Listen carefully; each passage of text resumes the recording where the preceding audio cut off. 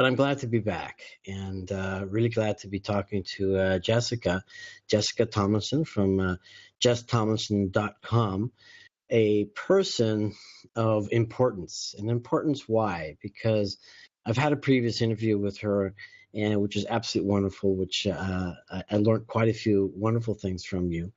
And that's being bold, going out there in life and finding that boldness within you so that you can deliver what it is that you want to deliver life and live the magnificence that's available to you because it's also within you. And what I really appreciate about Jess, and this is honestly something that I don't hear too often, and that's her real desire, and I resonate with this totally, her real desire to help others have their voices heard, but in such a way that really makes a real difference. As she mentioned to me right before the show, you could be writing things on paper, but there's still a mask. It's still incomplete. You could do a podcast, and it's still incomplete. There's too many layers that can cover all of that. But when you see the genuine, person, the genuine expressions, because so much of our communication comes from our expressions, from the body language, from our intonation, and all these things. The message is going to be completely different, and will be even more complete. And so in today's world, when we have access to so much information out there, the question is credibility. How much of this information is really credible? And sometimes, just reading something will not allow you to have this intuitive impulse that says, yes, I resonate with this, I connect with this, I believe in this, and I want this. And that's what Jessica is going to be able to deliver in her new business. So welcome, Jess. Thank you for joining me today. Thanks so much, Bart. Wow, I've never heard what I do summarized in such a great way. I'm inspired. Well, good. Well, I'm inspired too. So let's dial it back a little bit, and what I want to share with people today is, what is it that they're going to find out? So, what is the purpose of this messaging, and then and how can we actually create it and deliver it? How can people find you as well? What's the real significance of the process of messaging, if you will, because I'm not sure most people understand it, and many people are not willing to go through that process. But let's go ahead and start first with your past. And at the age of 12, you had a very interesting experience. I did, yeah. I really started out a lot of my childhood learning hard work very early on. My grandparents, they live in Eastern Oregon and have 21 acres of cherries. They actually have apples as well, but they lease those out to another farmer. But I jumped into the family business to, get money to buy my first car, essentially. That was my motivation. Um, but at that early age of 12, where most people aren't even working, I was out there in harvest, actually managing people and managing the flow um, of this whole harvest, where cherries were being picked, and I had to keep track of all the different boxes that all the pickers picked, and this is their livelihood and their income, and so I got yelled at quite a bit, and got to experience just what it's like to really oversee kind of like a big production, and feel connected, I would say, um, to food. How many people actually get to feel connected to our food? I know you can appreciate that as a doctor, like the nourishment of our body. Um, and yeah, so that was a really good experience that has helped me a lot in my life to appreciate hard work, dedication, what it takes as well to own your own business, even though my business is completely different than my grandparents with the orchard. Mine is all, kind of looks cushy compared to that. But but what was it still, like? I mean, it's kind of managing all these adults. I mean, how did they treat you at that time? I mean, what was that like? yeah, it was really cool because I got so many different lessons. First of all, there was a lot of, I would say, respect because I was literally the one punching, cards for each picker.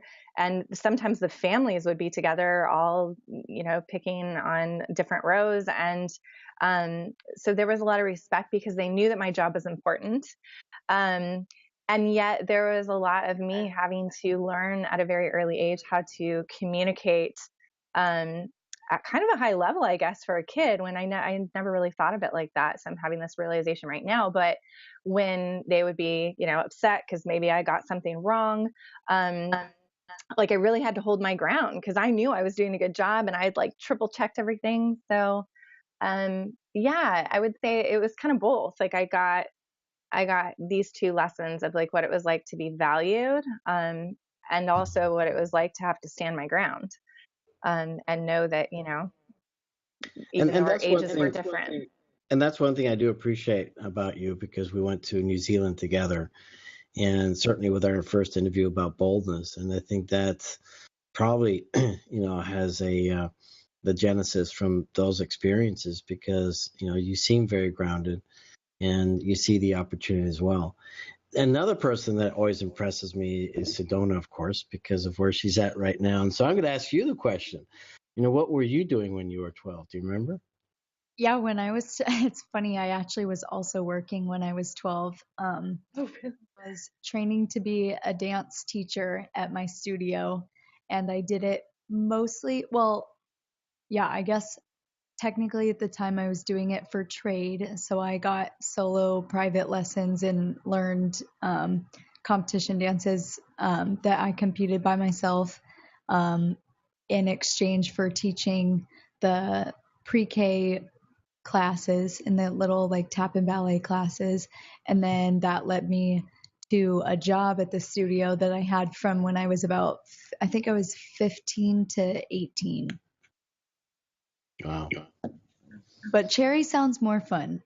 Cherry sounds. I don't So, know. so I was dancing at that same time too, and I think I liked dancing a lot more than working outside in the hot heat. all That's right. true. Well, you guys can trade the next life, so you can just trade.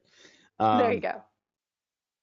so interesting enough, you have now developed into a different field, which is coaching and really helping people, get their message out there.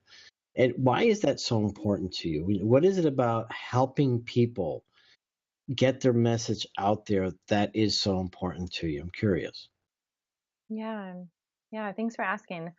Um, I think it goes back to childhood because even though I had kind of these really um awesome lessons, working in harvest and the cherry orchards, I didn't always feel like my voice mattered. Actually, there's a very specific instant. This just shows, like, if you're a teacher out there, you make a difference in people's lives because I still have this memory, right? Yeah, Sedona's like, yes. I was in fifth grade, and I've always kind of been in leadership positions, but I was producing the like yearbook for that year, and something happened in the hallway, and somehow I got to be the one in trouble for like breaking the rules, and I didn't understand what was happening.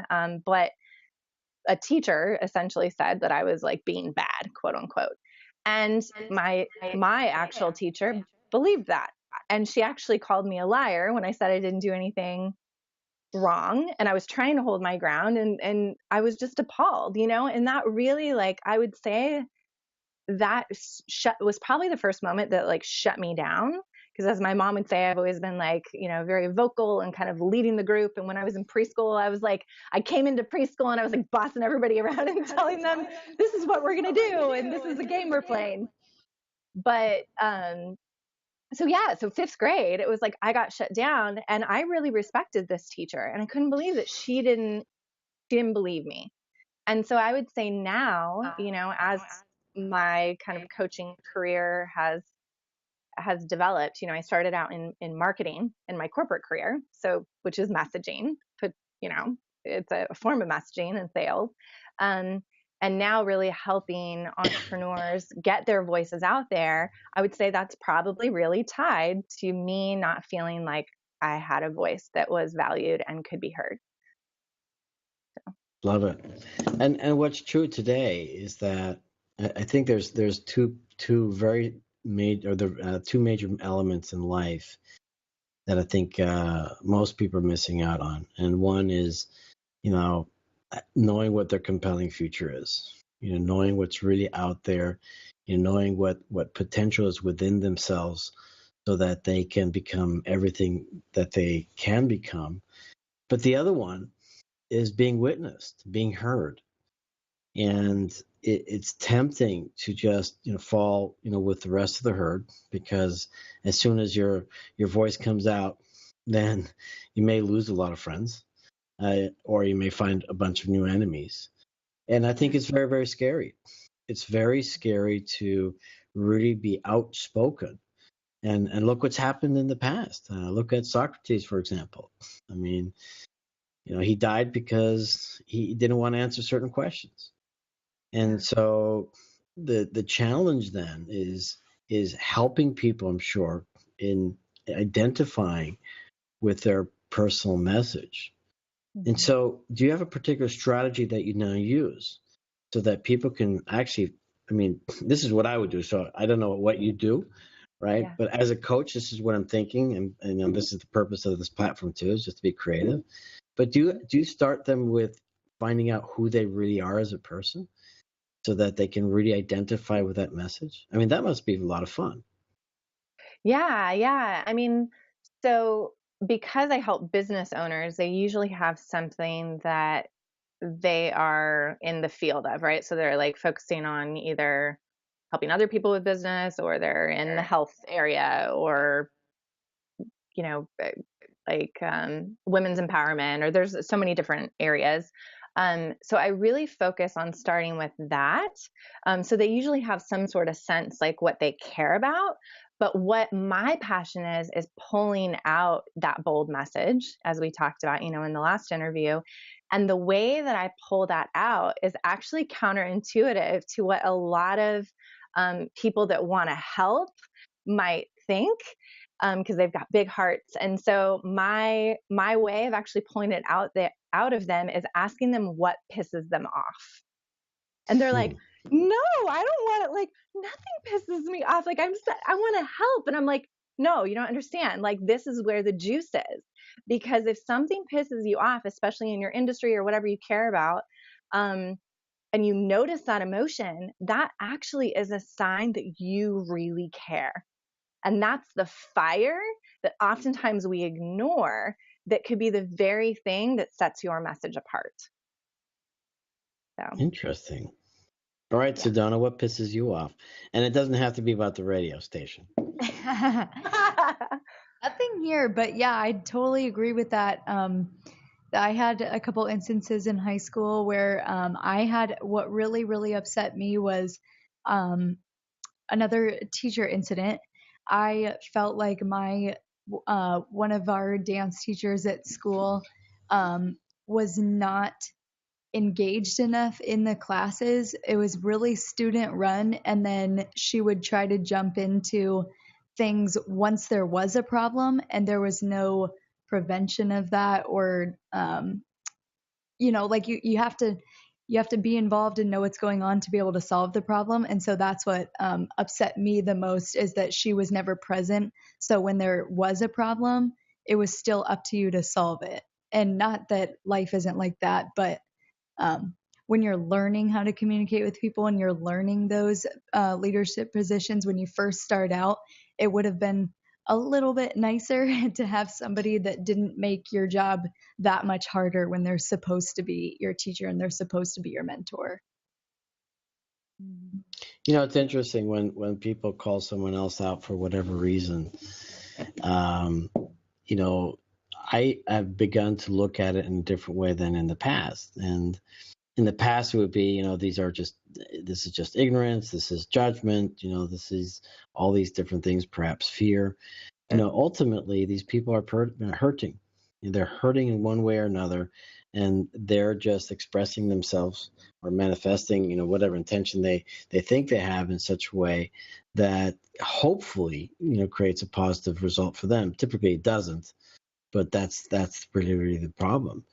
And so the same thing with what you're saying, Jess, is that, whatever is pissing somebody off, in essence, there's an injustice in their life.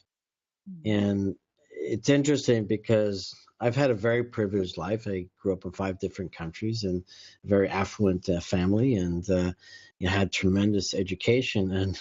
And oftentimes I would kind of wonder, well, shoot, I haven't had enough traumas to be successful, so I guess I'm never going to be successful. And when you look at people that, are really pissed off or, have had tremendous challenges. And I think a great example is Tony Robbins. I mean, if you hear his story, it's like, wow, this is intense. And other people are likewise. And look how successful they are. And so it's an interesting approach. I love it, Jess, in that, finding out what angers people, because that's then that drive for them to want to make a difference in the world. And so what's the next step? What's your next step with your clients and in getting that identity and then getting that message out there? Yeah. So, and I think you make a great point too. It's like, because I used to feel that way. I'm like, oh, I haven't had any struggles. I mean, now, like in my life, I've had lots of struggles. It's just all happened to come in my 30s. Go figure. But I think it's really about being able to transform things that upset you, and it doesn't have to be like, screw the world because this is my life in this certain way. It can just be little subtle things too that you're just like, oh, I didn't like what that person was saying. I actually disagree. And then diving a little bit deeper and saying, well, okay, but why? Like, here's why. And then transforming it into a message that is now what you stand for versus what you're upset about. That's the difference. And I see people make that mistake way too often. And you don't move people to change or, follow you if you're an entrepreneur and you want to get clients or, whatever you're putting out there in the world. If you're just spewing anger, you get them to follow you by really a few things. So like rational explanations, which work for some people. So like statistics, or like, statistics show that this is why this is happening, or emotions. I tend to be more the like emotional driven, right? And it's important to use both. So after we kind of like we reclaim the emotion, the next step that I use with people is to start to uncover what makes them unique in particular. Because when you're communicating, the most important thing is you authentically communicating from a place that's real for you and true for you. So let me explain what I'm saying. Basically, early on in my career, I used to do a lot of videos, and I was pretty good on like, on camera and have really good presence. But I wasn't actually making a difference, and nobody was wanting to work with me or join me in my big mission. And I was really confused by that until I had a humongous business failure and really had to take a look at myself and realize that I was a great performer. I was great at putting on a mask. I wasn't so awesome at being authentic and real. And so that's like what really jazzes me up. So once you have a message, like, how do you communicate that in a way that's authentic and real for you? And the problem is most people don't even realize what's authentic to them because they've been playing the game to stay safe based on society's rules or the way they grew up, or past, romantic relationships. We've been taught to be a certain way to receive love. And so that tends to block us. Yeah. I think you're spot on. I think what happens is that we're conditioned such a way, and it's all become unconscious. Growing up from being that small child into what you can't do all the time, and so you're put into this tight corridor of what's supposed to be normal for you, so that you become accepted, or you are loved. And as you and I know, that our greatest fear is fear of rejection, or fear of not being enough. And so it's so interesting when you watch people communicate, and particularly in relationships, how often people will not speak their truth. And in essence, that relationship, and truthfully, I mean, we have a relationship with everyone. And so unless we're truthful with that other person, where we also begin to own our own stuff at first, and I think that's the key as well, then we don't have a real relationship.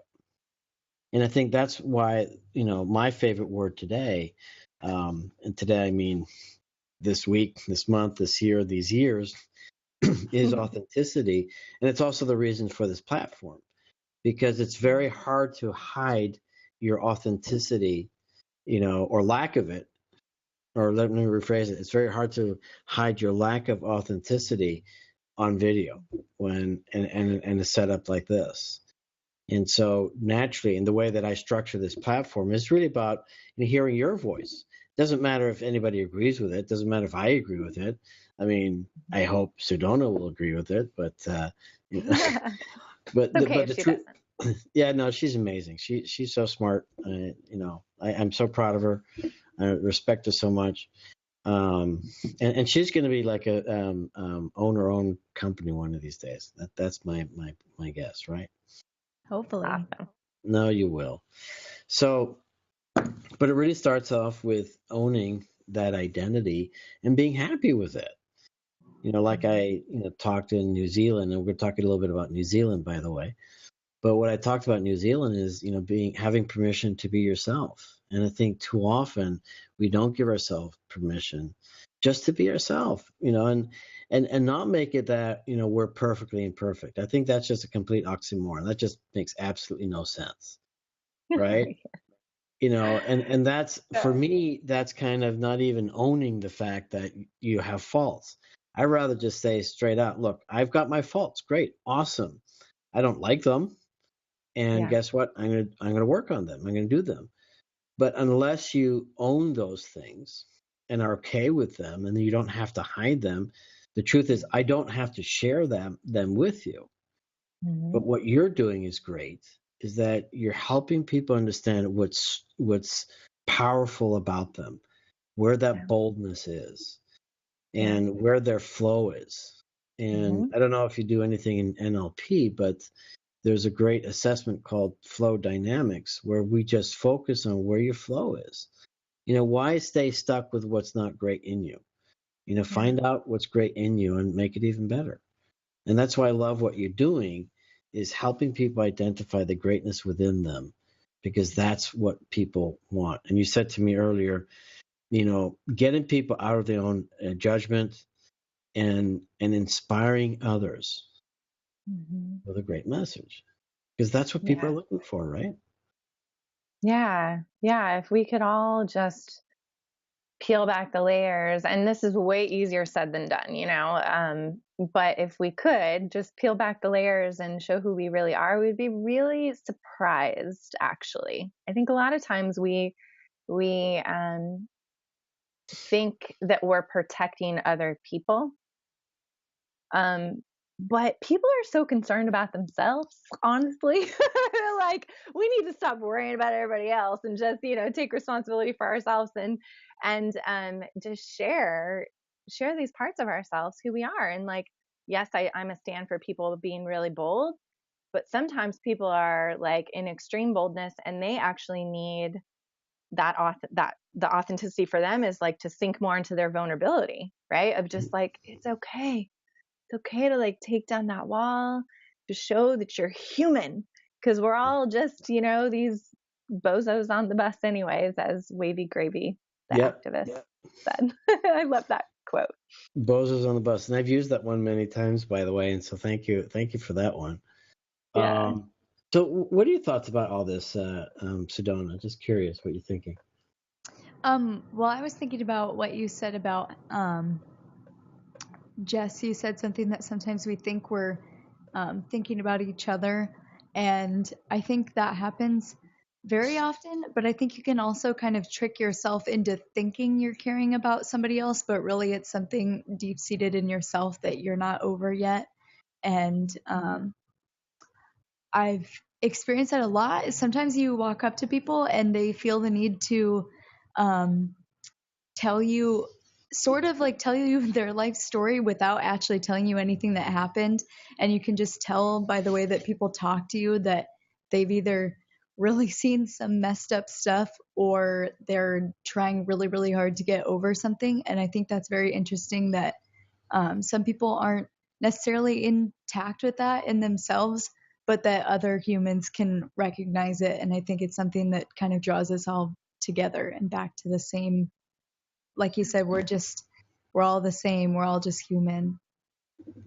You know, it's interesting. You're both saying something very similar, and I recently had, I don't know if you remember, Trevor Crane, Sedona, and one of the things he said is that, you know, when you look at Facebook and everybody says all these wonderful things, and you know, and it's like, okay, yeah, whatever. But when you show your vulnerability, when you show your pain, you know, people really respond. And I think you're right. And one of the things that I know that's very important for you is building community. And that's how we build community.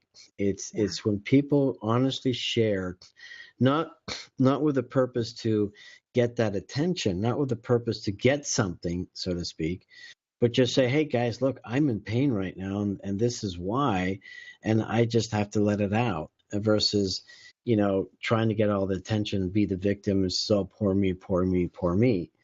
I think that's quite revealing, and it's scary too, because you know, you have a lot of people say, oh yeah, there's that guy with all of his problems again, sort of thing. And when in truth, we all have problems.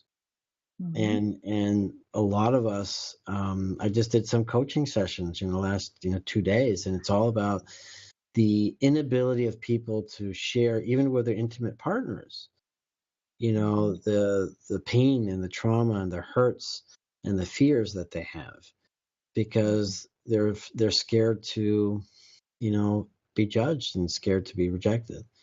So Jess, how do you help people not get wrapped up in their story? Because I think that point, what Sedona said, is key. I mean, people do get wrapped up in the story, and nobody wants to hear the story. Yeah, I mean, I don't know if that's true, that nobody wants to hear the story. But we tell ourselves that nobody wants to, or we're afraid of being all consuming. I think that for me, I'm always looking for ways of how I can be more in my leadership. So this is not for everybody, right? Like, but I'm committed to living a life where I can learn lessons and grow and be on a spiritual path of really just, I hate the like general terms, like being the best person that I can be, but essentially that's what it is, right? Like I'm learning and growing. So one thing that I think is really important, there's so many points that you guys hit on. My brain's just like spinning. I'm like, there's so many different directions. But what I think is really coming to me right now is, are you familiar with Byron Katie's work? Mm-hmm. Okay. So I was interviewed on NPR a few years ago with her, which was really cool. That's like one of my like, woo, I've made it moments. Awesome. Yeah. Yeah. And I didn't really know much about her work at the time, but then I looked deeper into it, and now I realize she's kind of this big deal. And so I think to get out of our own story, as you were asking, her work is really powerful, and it's just a few simple questions. So when we're stuck in a story, maybe I'm telling myself I'm not good enough, or that fear of judgment, right? Like, I don't want to put my message out there because I'm going to be judged. Her first question is it true? Is this thought that I'm having actually true? And, you might answer, well, yes or no, like from your, fear brain. But if you really like look down the line, the next question is, can you be certain that it's true? And then most people are like, no. And there's a few more questions if you're like, yes, I can be certain. But you go through, like, I forget the rest of the questions. It just gets a little bit deeper. But it's really a way to kind of like snap us out of like our monkey mind, because ultimately, I agree with you, Bart, how you were saying, you said something about like we just want to be heard, or we're in our pain. I can't remember exactly what you said, but what I heard from that is that everything is either love or a cry for love. Right. Yeah, I think when we were talking about like following the anger or the emotion and of things that piss us off. But so yeah, so that's my biggest way that I help myself and my clients kind of get out of their own way to uncover the gems underneath like these surface stories, because that's when you become the victim, right? And we want to get under that and actually pull out the gems of like, okay, but what's really going on here? What do I really stand for? How do I move through my own blocks so that I can be more in my authenticity of like saying something helpful, you know? Yeah, and what I find fascinating with all of this, and my own personal story is kind of relevant in this way, and I keep on repeating on the show, and Sedona has already heard me so many times, so you can switch me off right now if you want. It's that I grew up in 5 countries. I speak 4 languages. I underwent 17 years of training. And the funny thing was I didn't realize what I didn't know. And sometimes things are so incredibly simple that they're staring us in the face. And I'm just simply fascinated, when, why we don't ask these simple questions, the simple questions that you just shared. And really getting, dialing into, okay, what's really true?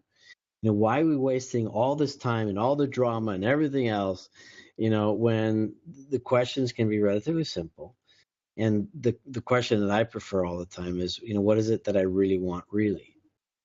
And in that moment of disturbance, if you will, and then when I catch myself, I was, okay, what is it that I really want? And then tap into, okay, what resources do I have right now to change my state or change my condition? Right now it's interesting with this whole Hurricane Irma coming along, and I have to admit I'm relatively well prepared, and I've been prepared for years now. But the truth is that I'm not getting caught up in all the drama, because it's not going to help. And I'm asking myself, what is it that I really want right now, and where do I want to be? And I think if we ask ourselves that question, then we're going to be more grounded to be able to share a message with somebody else, because what we have to say is important. That's also the reasons for this platform. I believe your voice, I believe Sedona's voice, nobody else's, by the way, but just you two, that it's important. Woo, we're going to rule the world. Yeah. So every week, it's just going to be the 3 of us. So our voices are important, and I'm excited, what Sedona is going to do with her whole production company that she's going to build, because she's going to help a lot of people with their own message. You want to say something, Sedona? Oh no. No, but that is what I intend to do.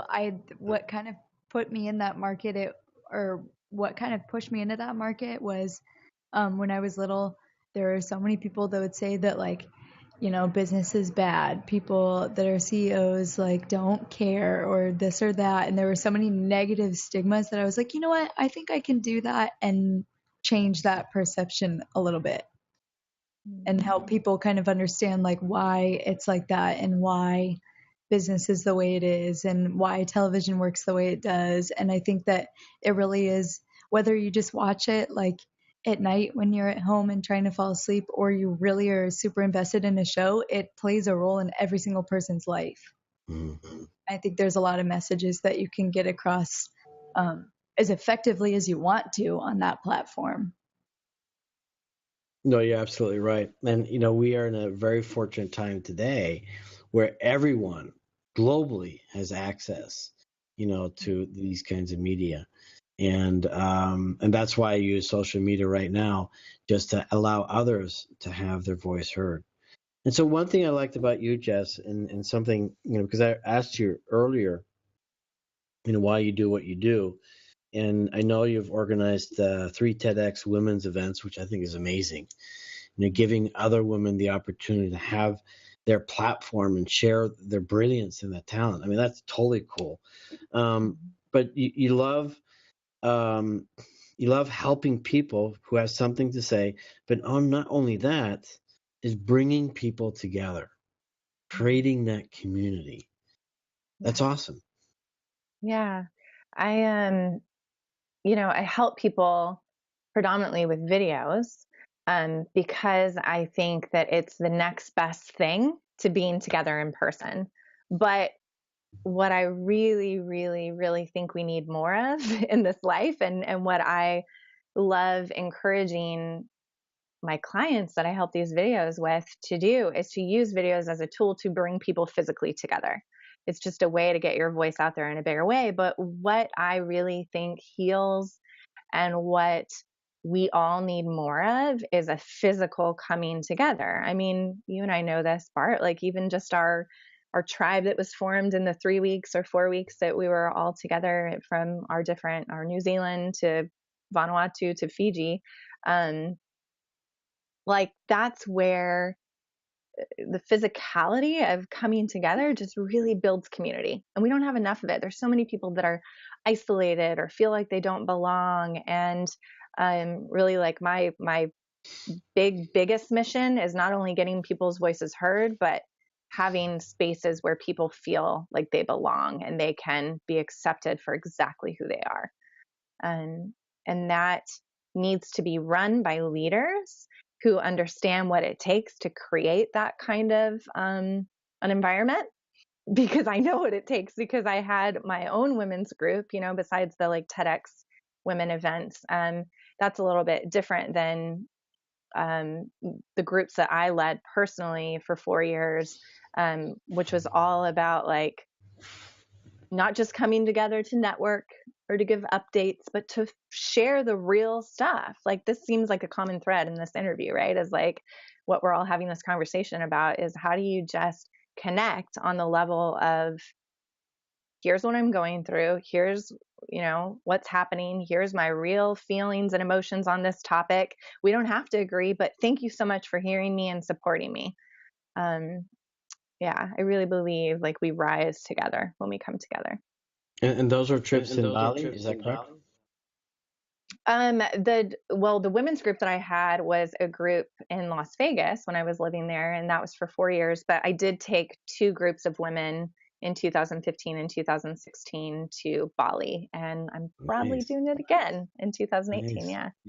Is it just gonna be women this time, or I feel discriminated now? I don't know. I'm in this whole questioning, because Ben, my boyfriend, as you know, Bart, who I It was also met awesome. on We love Ben. trip. We love Ben. He's a videographer.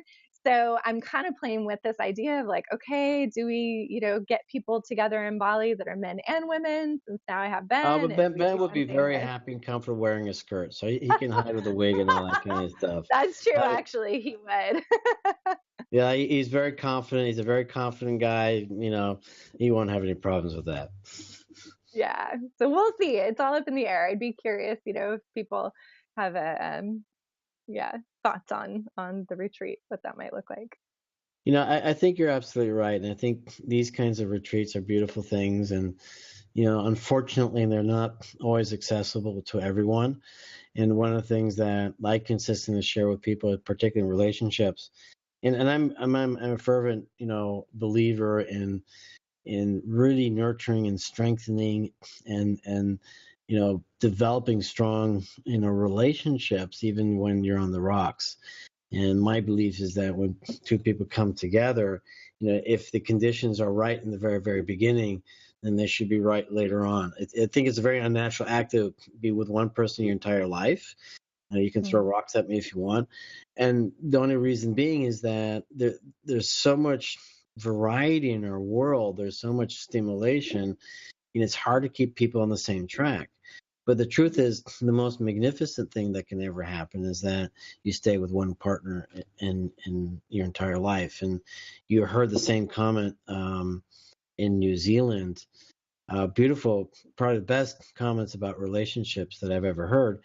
And she said, you make a choice, you make a decision once to marry, but every day you make that decision to stay married. And the key here then, similar to your retreats and getting community together, is finding a way to honestly being able to communicate with your partner. And there's a beautiful technique out there if anybody wants to look into it. It's called Imago, I-M-A-G-O. These are workshops originated by Harville Hendricks, a brilliant man and his wife, who wrote the book, Get the Love That You Want. And it's really that opportunity to be witnessed. Again, we're talking about messages. Understanding what your personal message is and delivering that in such a way that other people will accept it, not judge it, but just accept it for what it is. And that is missing, in our lives today. And so very much appreciate what you're doing. And that was our experience in New Zealand. Even more so intense, by the way, which you both are familiar with, is I just came back from Burning Man. Actually, I'm still there, kind of. Spiritually, I'm still in Burning Man. And what's beautiful in that experience is the opportunity just to self-express yourself in any which way that you want to be. So you can be fully yourself, and there's no judgment, or at least no apparent judgment. And it's an incredible opportunity to be expressive, to be witnessed, to be seen, and then, in fact, to also expand.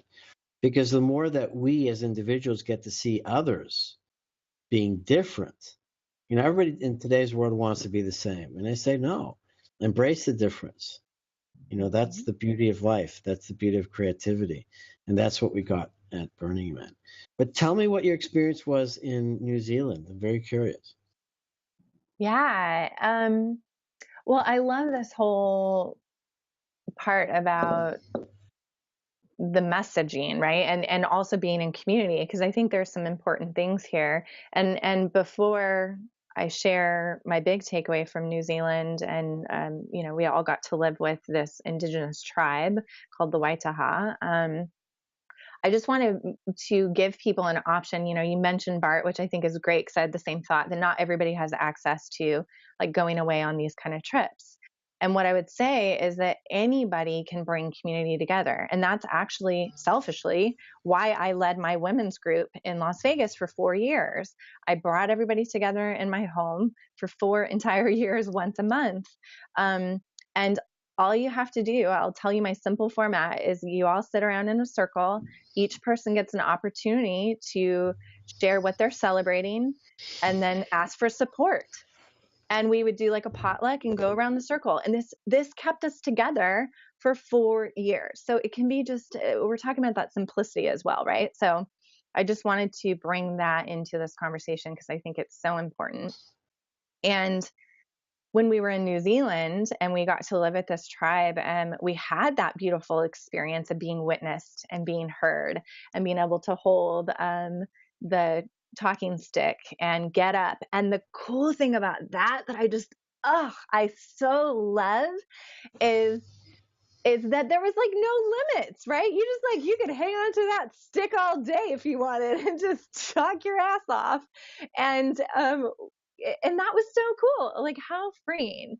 And it was like we all got lost in like time and space. Nobody was boring. I never had that feeling of like, oh my gosh, shut up, you're talking too much. Of course I worried that I was talking too much when I was up there, but like giving ourselves permission to just be witnessed and heard and allow that flow without any interruptions is so needed and is so healing. Did you cry? Oh my God, of course. I cried the whole trip, like I was just like emotions all over the place. And then one of my friends, like the day, as you know, Bart, that I'd landed in New Zealand, I found out one of my friends had died. And then my best friend had died a few months before. So it was just like a perfect opportunity to be in community, to release, to be heard. So powerful. And also for your friends to be heard. Yeah. Yeah. Right. That was so special. Yeah. Just felt like they were there with me as angels, really guiding me on that trip. Yeah. I'm getting tears in my eyes right now. When I was witnessed, I was crying, and in front of 50 people in that room, something like that. It's like, whoa. I think that's the most I've been witnessed when I'm crying. And it was a beautiful experience. As much as I kind of kept it in, because I'm a man, I got to be strong, right? I can't let, but it was obvious. But we were able to get emotional in a way that was very sweet, and in a way that was very safe. And, my personal belief is that life is emotion.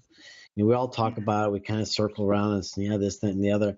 And honestly, I wanted to share with you earlier on about your messaging. I mean, really what you're selling is an emotion. All the analysis, I mean, that's just validation. That's the confirmation afterwards, after you've got your emotion out, to, oh yeah, okay, yeah, that validates that emotion. But ultimately, it's always about emotion. It's being inspired. It's feeling safe. It's, whatever that is. And that's why I like us to think about, having permission to be human, because it also is giving yourself permission to have whatever emotion that you have. So what else did you learn in New Well, Zealand? What else? I want to talk about, I don't know what you're trying to get at, but I want to talk about men and vulnerability and emotions. Can Sure, we go talk ahead, about that shoot. real quick? Okay, good. Because I think this is so important. So I didn't know that when I was sharing that a couple of the guys, including my guy apparently, was crying while I was sharing and crying about my friends and just, going through my grieving process. And that like touched me so much. I didn't even notice, I was so in my own kind of stuff. But I think there's this whole amazing conversation, and I appreciate you so much, Bart, for bringing this up about men and women coming together and supporting each other in being in whatever emotions they're experiencing, whether, and women go through this too. We feel like, oh, I must be like strong she woman, and I cannot cry. But culturally, we do have a little bit more permission, a lot more permission, I would say, to cry and be in that state. But what is so amazing to me is, like, I just had the example of this. I did a webinar today about videos, and I was sharing vulnerably about my own experience and, the masks that I've worn on camera where I feel like I need to be smart, or, all these different things that go through my head. And um, a man signed up to work with me, and he said that the reason he did that was because of my vulnerability, and that he knows that that is going to be powerful for him, to learn how to do that more. So yeah, there's something here. And so I just wanted to bring that into. Well, let me just add to that. I believe that when people allow themselves to be vulnerable, the right people will also trust you more. Yes, there'll be people out there that will take advantage of that, but the people you want to connect with will trust you because you're allowing to show who you really are as a person. And that's what's missing so much in our life today. And I personally believe, and it's a project that I'll be working on in the future, after I do my own studies about, what is that emotion? And emotion really is a kind of energy currency that we have that really allows us to connect in a level that we can't even consciously understand. And can almost guarantee, I don't remember what you were saying, in New Zealand, but I can almost guarantee that I probably cried as well. And what I'm discovering, it's that connection, that energetic connection with you and your truth and your reality, and feeling whatever experience it is. It doesn't have to be pain. It could be absolute success. I mean, I cry as much with success as I do with pain. And that's a beautiful experience. And there's no words for it, at least none that I'm aware of. And I believe that the more that we can allow ourselves to be connected with all the different emotions, the highs and the lows, be super excited and super sad, that we'll have a fuller life. And I jokingly said, I mean, I didn't, bawl out in tears, but it was clear that I was crying, but part of it was also maintaining my own composure. Not, part of it was, I wanted to be strong, but the larger part, I would say 90%, maybe 80%, was, I'm sitting in that emotion, and okay with that. but most people will deny themselves of it. And that's sad. They'll deny themselves of the highest of highs, because for whatever fear, whatever Yeah. fear they have, and they'll deny themselves from crying. Yeah. And I heard, I won't say this correctly, but I remember that there was one sergeant or one soldier at one point, whatever situation, was bawling because of some tragedy that happened, and all the other soldiers were laughing at him. So, oh, you're not a man. And the sergeant comes in, who's a veteran sergeant, says, look, the only man in this room is the guy who's willing to cry at the situation. So here's the man who's willing to, accept his vulnerability, own his vulnerability, and be courageous in that vulnerability, because it takes courage. Yeah. Yeah. It really does. So what's your future? I know a special person is coming down. I don't know if I'm allowed to say that, but I just did. Yeah, we can say that. Yeah, so the future is that, I'm going to continue helping people individually with their presence, their messaging, video strategy for getting their bold messages out into the world. But I also have a new exciting venture with Ben, who is my man, and he's going to be moving from Ashland to Santa Cruz. Whoa! Finally, it feels like it's only been like 3 months since we've been back from this trip, but it feels like a lifetime. So he'll be here in a few months, and we'll be building our visible video production company together, since he's a videographer. And really, like, what I'm so excited, not only the potential to create with the person that I love the most in the world, but to we're both super creative. So there's going to be like some awesome brainstorming creation for visionaries on the way. So that's what I'm most excited about right now. And then potentially Bali.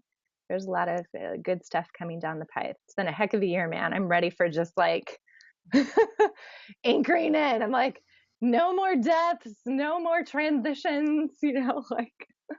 But hey, life it keeps it interesting, right? So who knows? I surrender and trust.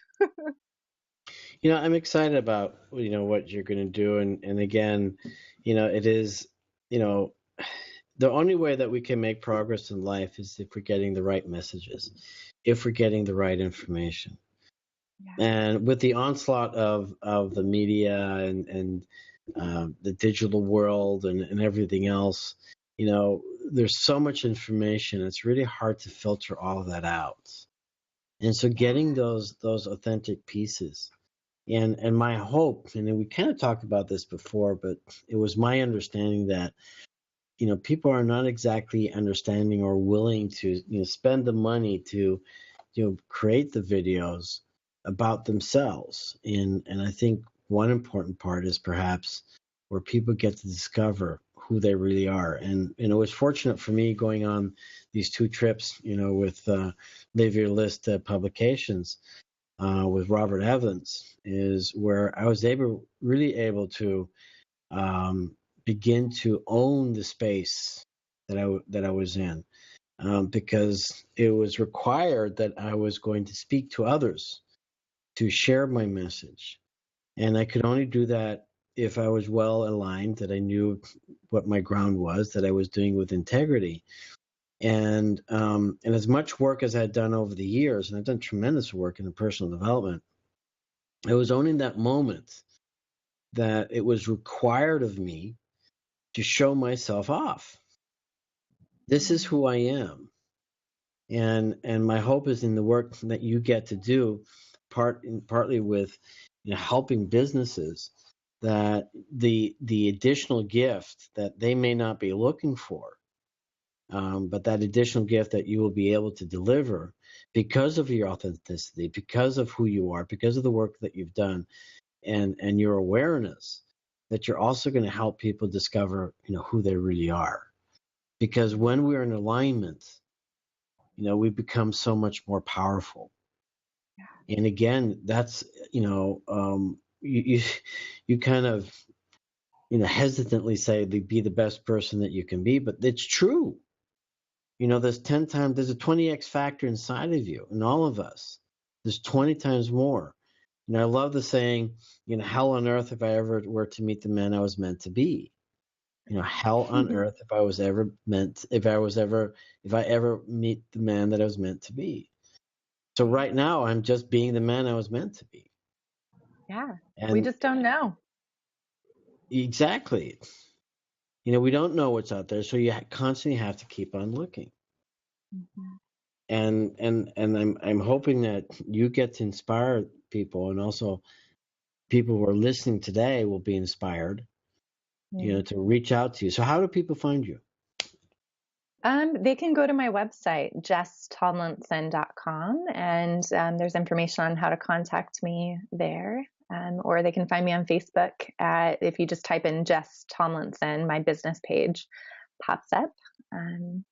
So yeah, I would love to connect over there and have more of these conversations. So before I give you the last word, I want a word from Sedona. Any feedback, any thoughts, any additions you want to share? I would just say that I really like the way that you approach in your method when you're helping people. I think that's really important, and keep doing what you're doing, because we need more people like that in the world. Thank you. So, as we wrap it up, I'm Dr. Bart Rademaker, Prescription for Your Transformation, real people, real conversations, and real success. Usually we have some technical difficulties. Today we did not. I just had some mental difficulties getting started. Yay!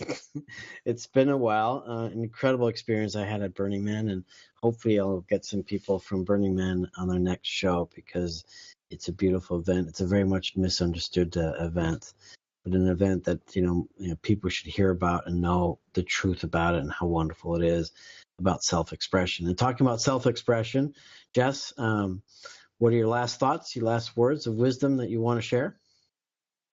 Yeah, my last words of wisdom is something that I like to tell my clients all the time, and that is give yourself permission to be and be good enough.